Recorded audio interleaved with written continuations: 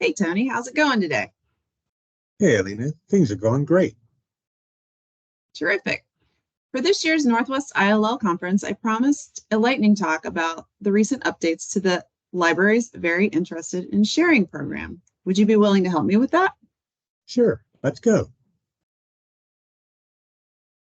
All right. I want to be sure that we talk about what's new and improved with Elvis, but could you maybe start with a short history?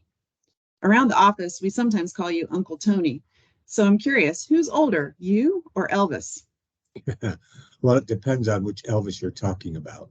I was not born before this Elvis, but today we're talking about LVIS, Libraries Very Interested in Sharing. It began in 1975 in the state of Illinois. Then in 1993, OCLC's Elvis Profile Group was created to support free sharing among the libraries in Illinois and Missouri. At that time, the Illinois State Library managed Elvis membership with support from OCLC. Today, Elvis includes more than 2,300 libraries worldwide, sharing their resources free of charge through the OCLC Resource Sharing Network. And the Illinois State Library is transitioning Elvis to OCLC to manage going forward. It's clearly been very successful for many years, and I'm confident speaking for our OCLC teammates that we're honored to have the opportunity to continue supporting the principles of the Elvis program, especially because Elvis aligns so well with OCLC's mission as a global library organization. With Elvis, one of the first things we recognized is that we wanted to be good caretakers of the program.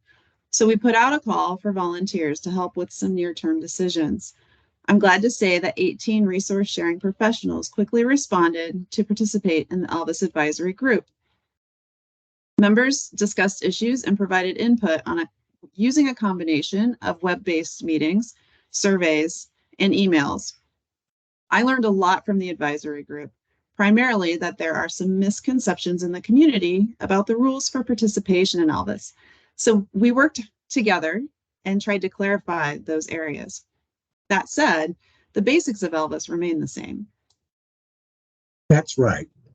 Elvis is an opt-in, opt-out program, so individual libraries decide whether or not to participate. Member libraries are included in the OCLC profile group named Elvis. Elvis member libraries are committed to free lending, and they also encourage other libraries to join Elvis. Finally, Express Elvis members deliver digital resources within 18 hours, and they lend for free to other Elvis members. It's a topic for another day, but don't you think Express and Elvis go together just as well as a peanut butter and banana sandwich? Sorry, I couldn't resist another Elvis reference, but let's get back to it. When the advisory group reviewed the existing rules for participation, it was clear that some updates were needed. And through discussions, the group reduced things down to three main rules. Maintain holdings in WorldCat, ensure your OCLC supplier status is set to yes, except for when your service is temporarily unavailable, and provide copies and loans to Elvis members, to all Elvis members, at no charge. The advisory group felt that although these three rules work well at a high level, additional details and clarifications would be needed. So we created a set of best practices to supplement the three rules. The intent of the best practices is to help clarify details around what you commit to as a member of Elvis. And the thinking is that if the specifics are clear, more libraries would be encouraged to join. That's great. I know I often get questions from ILL staff members, particularly around international lending. Right. That was a topic the advisory group discussed quite a bit. They wanted to encourage international sharing, and for copy requests, that's pretty easy. Just supply copies to everyone. But the group didn't want to burden libraries with the cost or headaches of lending physical items outside their country. We arrived at a best practice of never expecting another Elvis member to pay for anything. So if you must charge back shipping costs, for example, then use a conditional response to gain the borrower's agreement first. So what are some other areas needing clarification. Another concern in the community was the need to supply everything all the time. So the best practices clarify that you don't have to do that, but you should communicate any limitations you have in the OCLC policies directory. For example, maybe your library can supply articles free of charge, but not DVDs or CDs.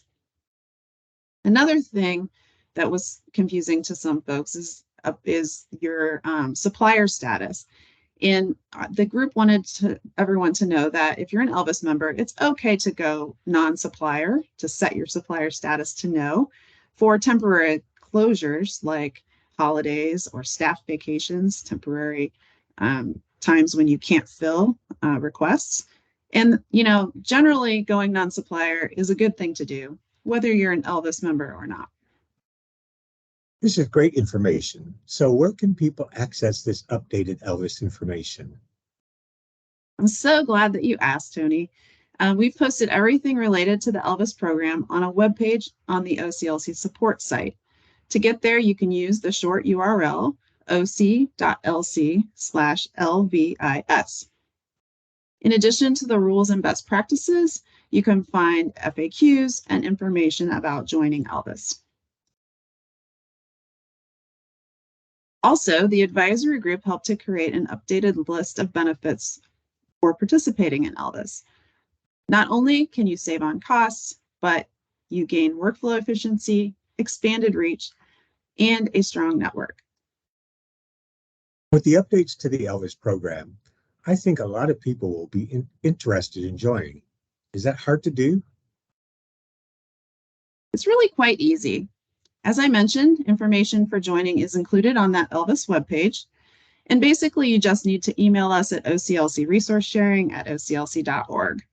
We'll do a quick check of your lending policies and make sure that your supplier status is set to yes.